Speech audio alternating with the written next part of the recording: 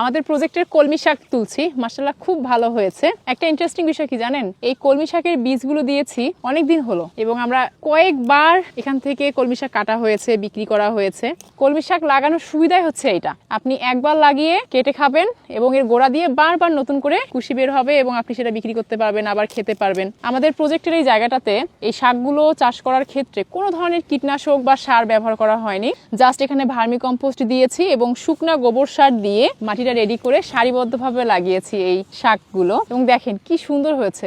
বিশ্বাস করবেন না, এই শাকগুলো খেতে এত সুস্বাদু, খুবই মজা আসলে খেতে। মানে একটু ন্যাচারালভাবে বাড়তে দিলে যে কোনো ধরনের শাকসবজি বলেন সুস্বাদু হয় খেতে।